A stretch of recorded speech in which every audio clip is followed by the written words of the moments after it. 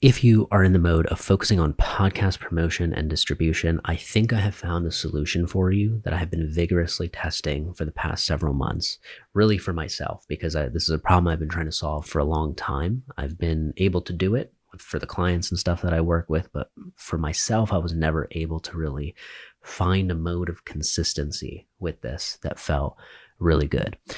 My name is Misbah Hawk, by the way, if this is our first time meeting. My very first podcast I launched in 2016. Within 1 year, it helped me land my dream internship and my dream job.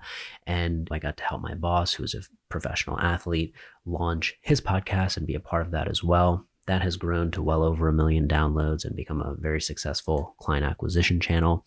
And since then, I've gone all in on helping people with their podcast production, whether it is through coaching or done for you services. So I've seen many shows that have done well, and I've seen plenty and been a part of them that have not. So I want to save you from making some of those same mistakes. And one of the biggest things that I'm going to be sharing in this video is really the shows that do promotion and distribution are the ones that stand out. They're the ones that people, they have fan bases all over. It's okay. You have your people on Instagram that consume this and they only consume the clips. You have your people on the podcast platforms and you have people on YouTube, and then you've got the TikTok following as well. You're like, how are people keeping up with being able to do all of this media? So number one, I know for me, whether it was through using podcasts or not, I knew that I wanted to get more consistent with my social posting schedule. I had been able to do this maybe for a week at most, where I'm like locked in for a week and then it's like I fall off the boat again. And it was super annoying. And I really had to, after just trial and error and this happening so many times, ask myself, like, where's the block? What's happening here? Why am I not able to maintain this consistency for myself? Like, I know I'm capable of doing it. Why is it not happening? And I realized that some days when I was deep in client work or focusing on other things in my business, like there would be times where I wouldn't go on Instagram, even for consumption. I did want to post there, but I wasn't always on. And especially at a very consistent schedule. Every day at 7 a.m., I'm getting my post out. And so I had messed around with schedulers and things like that in the past. Planoly was one that I tried. Planoly was okay, but it is only focused on Instagram, right? Or it was at the time. It was focused mainly for the Instagram platform, which is cool. But I wanted something that would actually touch a variety of different platforms. Could there be one central base where I could work on all of my content and it be being pushed out? Because I kept finding that all the tools that other people that I looked up to that were recommending, like, were things like Hypefury or whatever, which is, again, a specialty tool for a platform like X. So it's, again, tied to one platform. Yes, they do some Instagram stuff. There's some integrations for that to happen. But like people who are getting that, it's really so that you can improve on just X. The same way, Planoly attracts a market that is people just trying to improve their Instagrams. So Hootsuite was obviously a solution that I looked at. And that is like $99 a month or something like that at starting price now. That's partly because it's been around for so long, and they also have gained the whole Meta verified thing where it's like they're Meta's official partner. So they're one of the first places and companies that gets access to a lot of their APIs and things that, like, if Facebook and Meta is standing behind you saying, hey, yep, we support these guys, like, they're going to take advantage of that and they're going to drive their prices up. So I didn't even entertain that because I didn't like that was just the base cost and it didn't have a per platform type thing. So I eventually landed on Buffer. Okay, so Buffer appealed to me at first because, one, it has access to all of the different platforms that you can think of. At the time, it didn't have access to Threads, but it was coming soon. And as soon as the API was released by Meta to be able to integrate with third-party schedulers and things like that, Buffer was able to get that up and running within a couple days.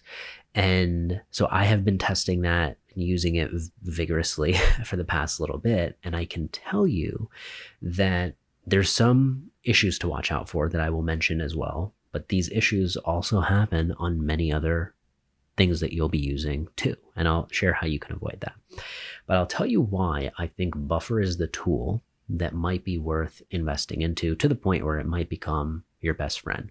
I did not think I would honestly last with Buffer. Like, I hoped I would, but part of me in the back of my mind was like, oh, I don't know about this. So the number one thing that I like is that each platform is $6. So it's, if you want to add your TikTok into the scheduler, okay, it's $6. If you want to add an Instagram account in there, okay, another $6. The reason I like this is because at any point, if I decide to remove 5 of the accounts and I only have my one Instagram up, I can keep that running and I can keep all my data and things like that in there for the $6 a month. I don't need to be paying a base $99 a month like something like Hootsuite charges. So I started obviously with just a couple platforms, my business Instagram, my personal Instagram, like things like that. I now have gotten to a point where I have 10 different platforms, not different platforms, but just accounts. So 3 of them are Threads accounts. One's for my podcast, right? One is for my personal, and then one is for my business. Okay.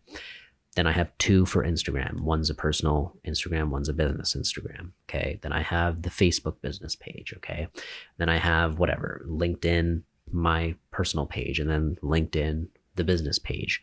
So basically, I wanted to test this theory that I had, which is, okay, we know that the cross-posting element works. The same tweet that I write on X is going to get a different reaction on Threads and might get a different reaction when I publish it as a reel, as a graphic or something. I wanted to test that theory. I wanted to see, okay, what happens when I try to go after this concept that I call omnipresence. I heard it years ago and it's stuck with me ever since, which is this idea of being everywhere all at once.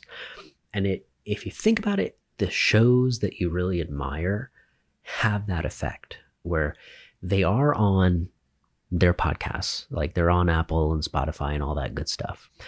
But for whatever reason, they're on YouTube too. And then when you're scrolling on Instagram, they pop up on your Instagram. Okay. And then all of a sudden you're on TikTok, boom, they're on TikTok. You're like, how are they keeping up with this? So this tool, I think, allowed me to basically begin the type of consistency that I wanted, where I was like, oh, okay, not only can I tap into all of these different platforms, but I can get ahead. So I can schedule out, like my first test was a vacation, family vacation that I went on. I was gone for 10 days or something like that.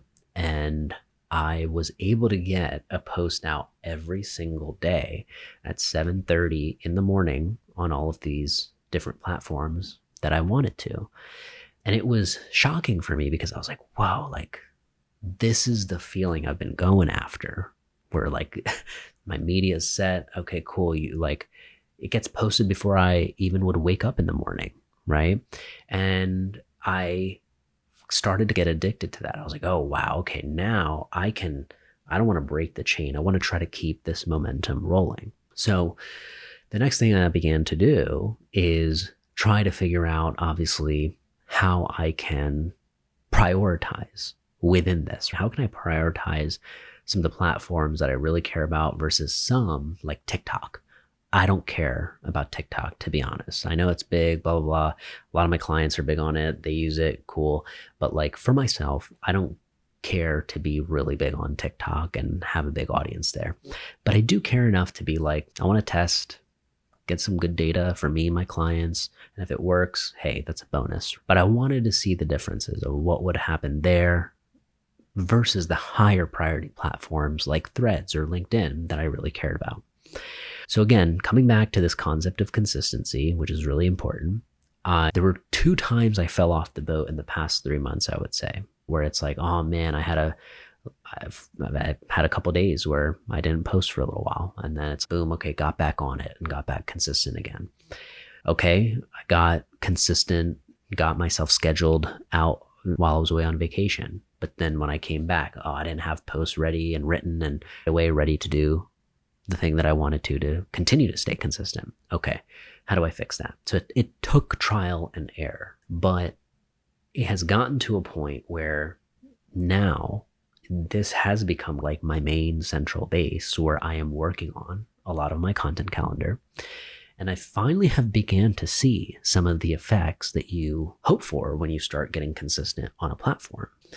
Now, partly what I've been testing some of this with, a combination of some videos and then also a lot of text posts. Okay, so the tweet styled post that screenshotted everywhere, like that kind of post. Because I wanted to again prove this other theory, which is if I can do this with just writing or mainly writing on all social platforms, that would be crazy because everything is so favoring crazy visuals and videos and things like that, that clearly if it's working with writing, there's something of substance here. And I also believe that it's the fastest to consume. Aside from maybe a photo, when you look at one of these tweet styled text posts, before you know it, you've consumed it. Versus if that same information is packaged up into a video, okay, someone's going to have to invest more than a couple seconds to actually consume it. So at that point, you're not even sure if people are actually making it through halfway or all the way with something like that. So that was part of the theory that I want to test. And I will say that it took more than a month for this to happen. I will say my first lead and customer that I got, like as soon as I started going consistent, happened within 2 weeks of doing so. Like my first appointment booked and deal closed, that kind of thing, from just 2 weeks of being consistent and people consuming it. But then I will say that in terms of engagement, what you're trying to like, oh, is anybody even liking this or consuming it, blah, blah, blah. That is always an interesting thing because you hope, you're like, okay, in the first month, hopefully this will be enough that it yields in that kind of a result. I would say I had a couple, like one or two. On many posts, nothing, crickets. But I knew I've done this for years. I know the game, and part of it is being able to stomach that. If you can't stomach that part, like you're never actually pushing to the other end where things actually start happening. So, okay, cool. Ignore it, keep publishing, keep writing, keep focusing on stuff. Then all of a sudden, I would say it's been like a week or 2 weeks where I started noticing this. Some of my posts now have started to blow up for me, like not thousands and crazy millions of views or something like that, but like for me, where it's like, oh, no engagement. Wow, now I have some. This is happening on both LinkedIn. It's happening surprisingly on Instagram, and it's also happening on Threads, to the point where it's happening on multiple of my Threads accounts, because I know I mentioned to you that I had 3. Again, it's not anything remarkable, but if you are doing this, I'm sure you're in a position where you're trying to know, like, when does a little bit of something start to happen? And the truth is, it can happen pretty quickly, but in many cases, especially as you're getting good, that's something that people forget is like, all the first couple of weeks worth of posts that I put into Buffer, they were decent, but they weren't great. Now what I'm making and writing and thinking about and how I'm promoting and distributing, like, it's way better. Just because I'm in that mode a little bit more for myself. You're thinking of better ideas. But you do have to push through those reps where it's like, maybe technically that first month where not much really went down, maybe my stuff wasn't that great. Maybe I was still getting better, still figuring out my voice, still getting my packaging. And then all of a sudden, I would say in month two and trickling into the month 3 is where things really popped, okay? To the point where now it's, okay, just don't stop. Like if I stop, and I'm not talking like miss a day, I'm talking if I miss like several days and fell off the boat again, I'm sure that momentum would be a little ruined. But I've done the hard part in my eyes for myself, which is staying consistent enough to get to this point where you're like, whoa, not just people I know, not just existing people on Instagram that have followed me or whatever, but like actual strangers. My stuff is being served to new people to get them to know about my stuff. So that is the marker that I was looking for and waiting for, and I'm writing all of this stuff down. Like the first date that I noticed that start happening, where you're like, wait a second, like this thing gets 2 likes usually, like it's got 50 and people have shared it or whatever. People are commenting. So I want to take a step back to share with you how this has been possible with something like Buffer. Okay. Buffer has enabled me to everything that I actually start out with writing is in my notes or in Notion. I have a database of stuff in Notion in particular that's like a backup buffer. I've got all the posts, all the assets, everything uploaded into there. And then from there, it gets copied and pasted into Buffer. The reason that I do that is because Buffer is something that I'm like, just like any tool, when you cancel it, you're like, if and when I cancel at a certain point, all of the data is gone. So now it's like all the posts that are in there, like I would like to have access to stuff that I wrote without having to go hunt my Instagram feed or something like that to get it. Because remember, part of the thing with distribution and promotion that you'll see a lot of your favorite shows do this, which is they'll repost a lot of the same things. So some of the heavy hitters, that'll come back after a week or 2, 3 weeks. You'll see that post again on that person's feed. And that's strategic. That's like being able to like just knowing, hey, you're not the center of the world. Not everybody saw this the first time around. Like it can be put back into your queue when you have enough posts. Of course, if you're doing that every other day, it's the same exact thing. That's different. But the thing that I want to highlight is gradually, this has gotten me to a place where I have finally been able to do something I've been dreaming of doing, which is like separating out some of the content that's on my personal feed versus on my business feed. So being able to have a totally different content strategy that's happening on my business feed and then a totally different one that's happening on my personal page. Sometimes there's some crossover. I'll double post on something that's relevant to both, but like finally being able to do that, going, whoa, this is wild. Like it was tough to manage just one of these accounts myself. And I'm doing like minimum 5 to 10 that are super easy of myself. And part of that being possible is, I will say, Buffer, because Buffer allows you to customize the media that you are publishing for each platform. So it's like on certain places, I've got video. Okay, the video is going to be in this aspect ratio, and it's going to be for these platforms versus that same thing for LinkedIn. Even though it's a written post, I'll keep it as a graphic. Or here's something like if you want to do carousel posts on LinkedIn where you swipe, those are typically uploaded as a PDF. So you can upload the PDF and it automatically is able to do that. I found it to be very versatile compared to some of the other schedulers that are out there.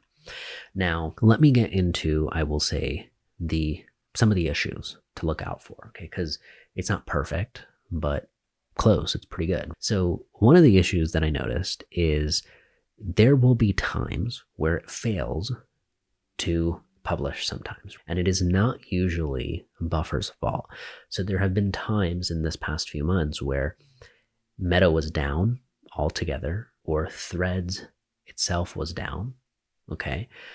That I'm not blaming Buffer for. When those things happen, that's whatever. But there are some random instances where you're like, why didn't this morning's Instagram post publish? There's nothing wrong or missing. It didn't. And it tells you like, if this thing failed to post or whatever, take a look at why. And then usually a lot of times when I hit retry or share now, boom, it goes through totally fine. So that's a small thing that at first I was like, not again. I'm not going to be able to stick to this. This is so annoying. But then I did, and I was like, okay, this doesn't actually happen that often, especially considering all the different places that I'm publishing. Keep in mind, I also track pretty vigorously. Like all of this is time tracked every time I'm working on a post, writing it, designing it, scheduling or publishing it. So I know the numbers of how long this was taking me when I was doing it all manually, going into TikTok myself, like going into Instagram myself and getting lost, scrolling a little bit and then coming out. So that is something that I have absolutely noticed a drop in time. Like things do get published much quicker. And I've realized it's because partly you're using your computer. So when you're using your computer to actually upload things and you're not just on your phone and you can get distracted, there is some efficiency I find that's there. Number 2 is the ability for me to be posting sometimes 3 times a day. Like when I want to be aggressive, especially on certain platforms like X, Threads, those are places that I'm publishing 3 times a day for a little bit. I've been able to pull that off. And that's something that I don't think I'd be able to actually do that if you took away this tool from me, because I don't think that I could break my focus and things that I'm doing to every 6 hours hop back on 5 to 10 different platforms to be able to publish that.